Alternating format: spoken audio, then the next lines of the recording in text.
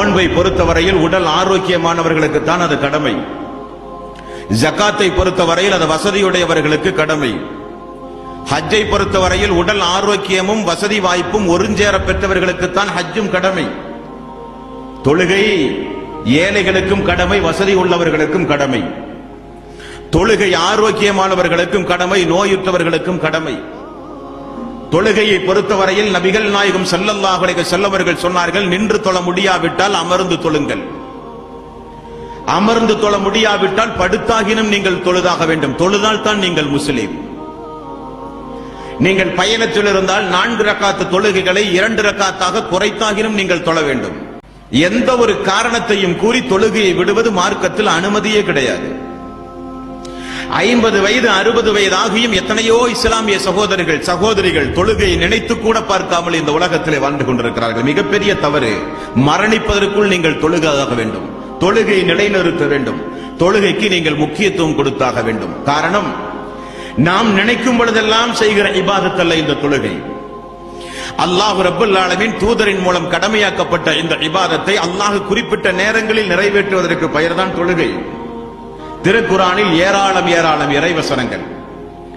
2வது அத்தியாயத்தின் 83வது வசனம் அல்லாஹ் ரப்பல் ஆலமீன் சொல்கிறான், இஸ்ராயீல் மக்களிடத்தில் நான் ஒரு உடன்படிக்கை வாங்கினேன் என்கிறான் அல்லாஹ்.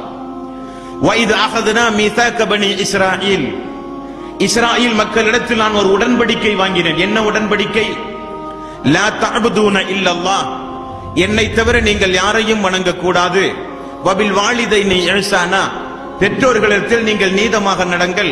வதில் குர்பா வல் யதாமா வல் மசாகீன் வகூலு லின்னாஸி ஹுஸ்னா வ அகீமுஸ் ஸலாத், நல்லவற்றை பேச வேண்டும், பரஸ்பரம் மக்களுக்கு நன்மையை ஏவ வேண்டும், தீமையை தடுக்க வேண்டும். வ அகீமுஸ் ஸலாத், நீங்கள் ஒவ்வொருவரும் தொழுகையை நிலைநிறுத்த வேண்டும். இஸ்ராயேல் மக்களிடத்தில் அல்லாஹ் ரப்பல் ஆலமீன் வாங்கிய வாக்குறுதி.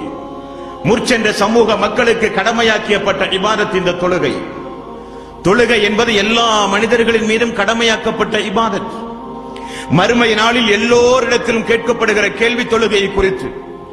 நோன்பு உடல் ஆரோக்கியமான மக்களிடத்தில் தான் அல்லாஹ் விசாரிப்பான். ஜக்காத் வசதியுடைய மக்களிடத்தில் அல்லாஹ் விசாரிப்பான். ஹஜ்ஜை குறித்து அல்லாஹ் மறுமை நாளில் விசாரிப்பது உடல் ஆரோக்கியமும் வசதி வாய்ப்பையும் யார் ஒருங்கே பெற்றிருக்கிறார்களோ, இரண்டும் சேர்ந்து உலகத்தில் வாழ்ந்து யார் ஹஜ் செய்யவில்லையோ அவர்களை பார்த்து கேட்கிற கேள்வி அல்லாஹ் ரப்பல் ஆலமீன் மறுமை நாளில்.